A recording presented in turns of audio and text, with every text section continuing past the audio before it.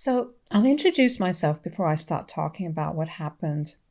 I'm 17 years old. I celebrated my 17th birthday just a couple of months ago. I graduated from high school just a month ago and have been a straight A student all my life. I've been living with my 38-year-old mother for the last year and 10 months. She's a single mom and the head chef at one of the best Italian restaurants in our city. My parents got divorced when I was 10 years old. My parents co-parented me for several years, but then my dad was diagnosed with brain cancer. My dad ran the trucking business that his parents had started, but he'd let his brother take over once he fell sick. Earlier, I used to alternate between living with my mom and dad every week, but after my dad's diagnosis, I had to move in with my mom full time.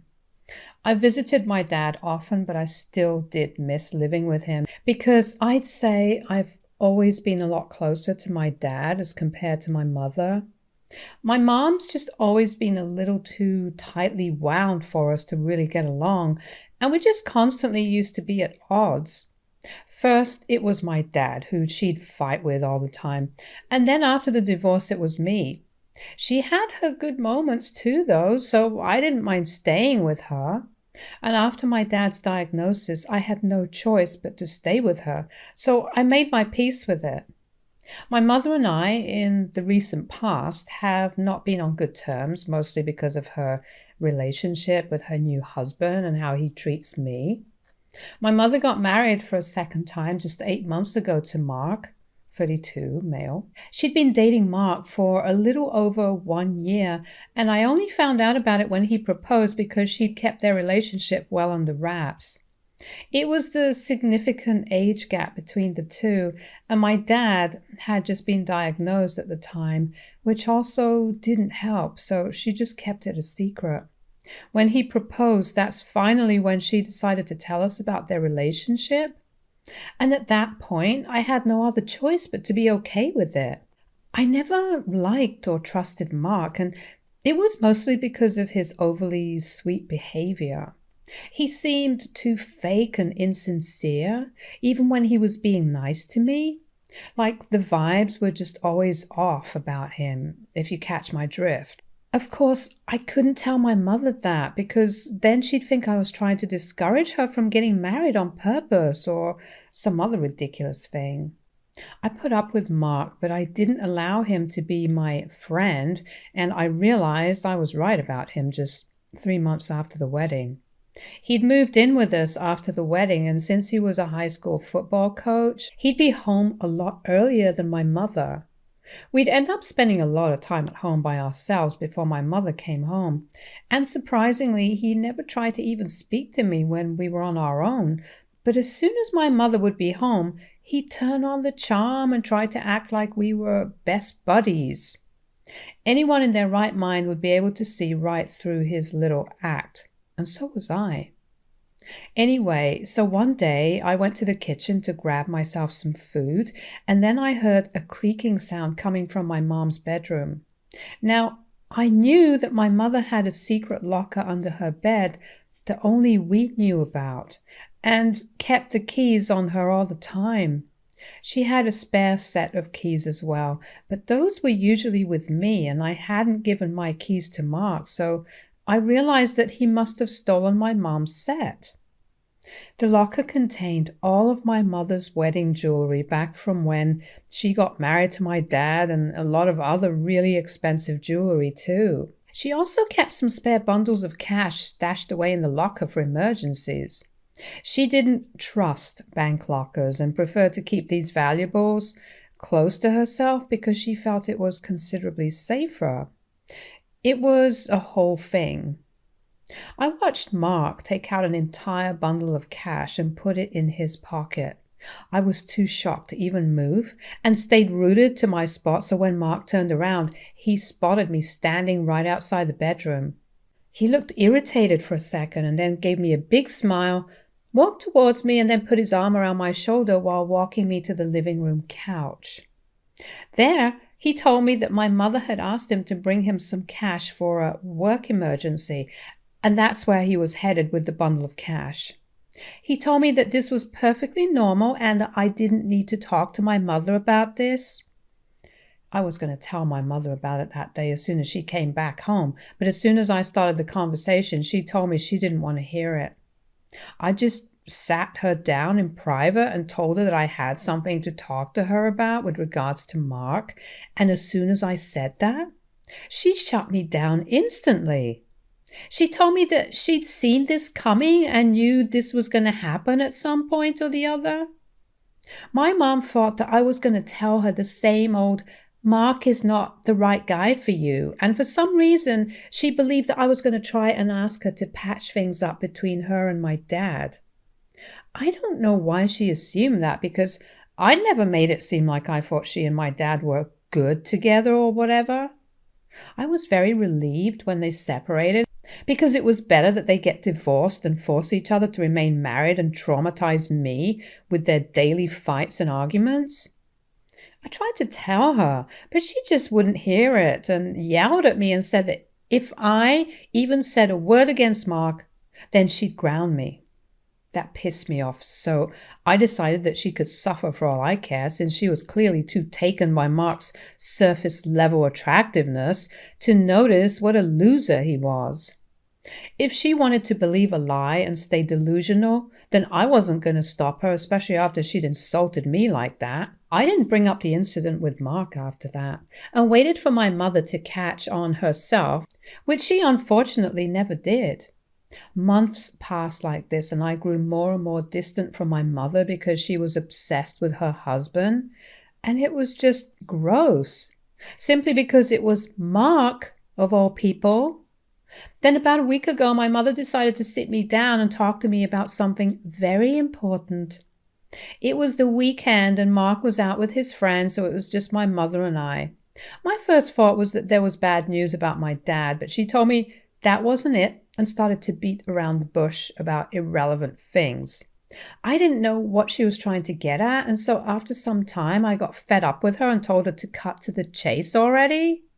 She blurted out that she actually wanted me to leave the house now because Mark had told her that he didn't feel comfortable around me and said that I made him feel safe and unwanted. Now, I knew that my mother was smitten with Mark, but even I couldn't have seen this coming, because kicking your own daughter out due to your husband's insecurity over practically nothing made no sense to me. I knew that Mark was afraid of me telling my mother about the locker incident, and also just generally scared that someday I'd force my mother to take her rose-colored glasses off and see him for what he truly was. But he didn't have any reason to worry, because after the way my mother had spoken to me when I tried to tell her the truth, she had made sure that I didn't say anything to her at all beyond that point. In any case, I was so bloody done with my mom that I didn't even bother to argue with her and just said, okay, then got up and started packing. My head was pounding with anger while I was packing, and I honestly wanted to wait for Mark to come home so I could punch him in the face. But then I found my mother's spare keys to the locker and had a better idea. I snuck into my mom's room while she was watching television in the living room, grabbed her bag, took out the keys, and then took them away. I also left a note in her purse saying that if she wanted to know where her original keys were, she could talk to Mark about it to make sure that he wouldn't get away with this scot-free. After I was done packing my clothes, books, and some other miscellaneous stuff that I'd need, I walked to the living room to say goodbye to my mother. She seemed surprised because she hadn't actually expected me to pack up and leave that day itself, which is also why she'd been watching television in the living room instead of helping me. In spite of the initial shock, she got over super quickly and hugged me goodbye. There was not a single tear in her eye, and neither did she seem unhappy about the situation. It was painfully evident that none of this seemed problematic to her at all. I left the house and boarded the bus that took me to my dad's house, which happened to be far away from my mother's place. It was about 2,000 miles away in the suburbs, which is part of the reason why I used to live with my mom. My dad was still undergoing treatment and had to be in and out of the hospital frequently. He lived with his brother who took care of him, and whenever I'd visit him, which was almost every week, I tried to keep the conversation light and positive so he wouldn't worry too much about me. I missed him, but I also cared about him and his wealth way too much, so I had never shared anything about Mark or my mother with him.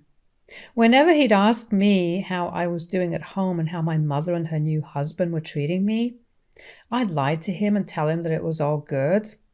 But now I couldn't do that anymore and had to tell him the truth about everything, which I did without any qualms because it was important for him to know this. I told him every single thing that had happened when I got to talking about the events of that particular day. My dad got so mad that his ears literally went red, which was the first time I had ever seen it happening. I was a little worried that he'd fly off the handle and that wouldn't be good for his health, but he managed to contain himself. Just to pacify him, I also told him how I'd taken the keys and the note that I'd left, which would ensure that my mother found out about Mark's thieving. That seemed to make him feel slightly better, and he told me that I was clever for doing that. My dad and my uncle then told me not to worry about anything and said that they were perfectly fine with taking care of me. The one and only reason they'd even agreed to let me move in with my mom full time was because they'd thought it would be easier and more convenient for me. But if this was the case, then they'd happily take me back. I was also much happier with my dad and my uncle, so I didn't really mind that my mother had sent me away. On the first day, I didn't hear back from my mother at all, and neither did my father. But the very next day, my mother sent me a video of Mark sobbing and apologizing to me for whatever had happened. He was begging me to come back because he'd realized that he'd screwed up by stealing from the woman who'd put her heart and soul into the relationship. My mother texted me saying that this video was supposed to be proof that Mark did feel guilty about whatever he had done and for forcing her to kick me out. My plan had worked, and when she'd noticed the missing keys and the note, she'd confronted Mark about it, and he'd been left with no choice but to come out with the truth. It was satisfying to see him crying, but when my mother sent me another text saying that she'd only forgive him if I came back, it stopped being fun and just got exasperating. She should have known that there was no way I was going back to that hell, where I was being treated like I was invisible all the time. I was either invisible or being treated like a burden, and neither of those two choices seemed like something anyone would want to pick from. And for my mother to even leave the choice to me was ridiculous because it should have been her choice to end that marriage and apologize to me for what she did. If Mark was the bad guy here, so was she, and probably even worse than Mark because at least he wasn't related to me. She, being my mom, had kicked me out for another man, and that was unforgivable. It wasn't just Mark who should have been apologizing, but she should also have been regretting what she put me through instead. She was treating this as some sort of sick game. I didn't understand why she'd left the fate of her marriage up to me to be decided, but since she had left it up to me, I chose to say that I wasn't going to come back and she had to leave Mark. In response to that, she sent me another video of a much calmer but still upset-looking Mark, saying that he understood where I was coming from, but he loved my mom and just needed one last opportunity to prove it to us. He sounded like he was on the verge of tears and was going to start begging me on his knees any moment now, and that made me feel bad, but I still wasn't convinced, so I said that my decision was final. To that, my mother finally replied saying that I was being way too harsh on both of them. Here were two grown adults trying to get me to forgive them and even putting their happiness and marriage at stake for my sake, but I didn't care about any of that and only wanted to push them even further away. I didn't know what to say to her, so I just ignored her text and didn't reply. It's been 6 days since then, and every day she's been texting me and trying to get me back, and every single day there's a video message from her and Mark where they apologize to me for treating me badly. She's told me repeatedly in the videos that unless I agree to come back, she'll file for divorce to prove to me that she's serious. Yesterday, she even told me that she'd been speaking to a lawyer and sent me texts to prove that it was true. Mark also looked upset in the video, message they sent and begged me to forgive him because he couldn't afford to lose a woman like my mother. I know that I'm destroying their marriage, but to be honest, I feel like whatever my mother is doing is really sick, and I can't bring myself to dignify it with a response of any kind. Not only is she torturing her own husband, but she's also putting me through something very unnecessary because I don't think I'm the one who needs to make a call about what to do in a situation like this. She shouldn't be putting the responsibility of deciding with regards to her marriage on my shoulders in the first place, because that makes me look like the reason their marriage had to end was because her daughter wasn't happy about her marriage.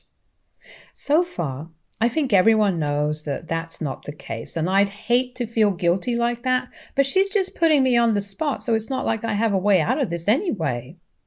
Mark's not a good guy, but he's still a human being, and it's crazy that he's allowing himself to be treated this way at all, just because my mother's richer than him. It's dehumanizing, and I can't believe he's just letting her do this to him every day. I haven't told my dad about it because I don't want him to worry about me. And I know that if I tell him, he'll definitely intervene, and that'll be another dramatic showdown that I don't want him to take on. I feel terrible, but I don't know what to do here. AITA for refusing to decide whether my mother should divorce her thieving husband? Update 1. Hey guys, so I read the comments on my original post, and the general consensus was that I should tell my dad about what I was going through instead of trying to deal with all my problems myself. I guess it's true because I do tend to take it all on myself instead of speaking up and asking for help when I need help. I feel bad telling my dad because I think it might be bothersome for him since he has so much on his plate already.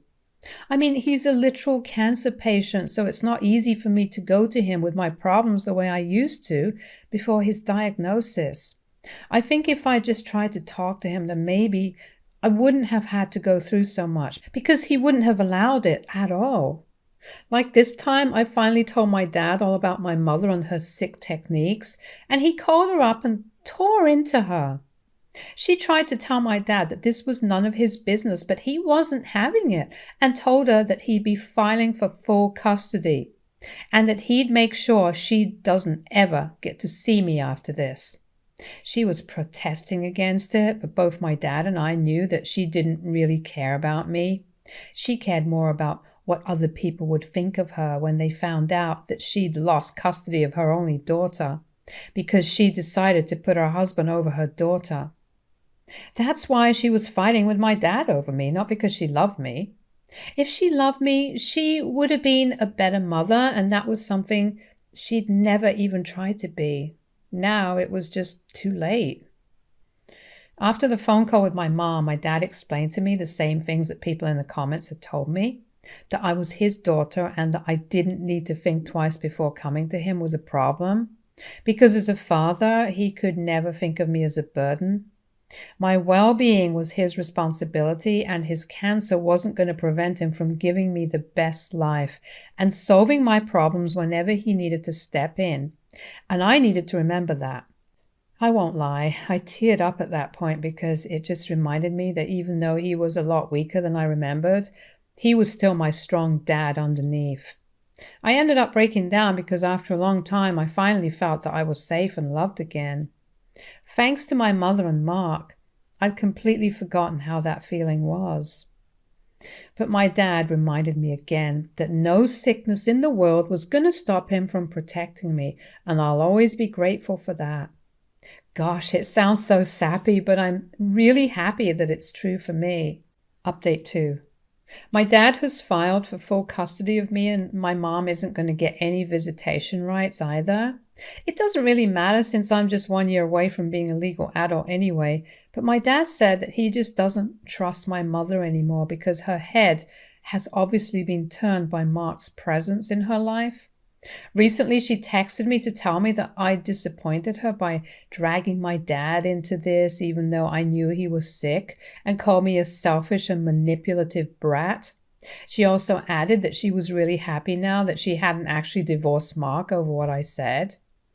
I was accused of trying to drive a wedge between them because that's the kind of petty person I was, but I'd failed and she and Mark were now stronger than ever. She would gladly give up custody of me because I don't deserve to be her daughter anyway. There were a couple of other really mean things she said, but I don't care. She can say whatever she wants. But it won't change the fact that she's the one who failed as a mother, and the reason she's getting so defensive now is because she knows it. My maternal grandparents have threatened to cut her off, but she doesn't even care about that. She's that crazy about Mark. I mean, I don't even know what to say about this woman. I've had my differences with my mother growing up, but this is just insane. She's beyond help if you ask me. At least my grandparents have tried to knock some sense into their daughter, but even that's not working. And if her own parents can't bring her back to her senses, then we're definitely not going to be able to accomplish that.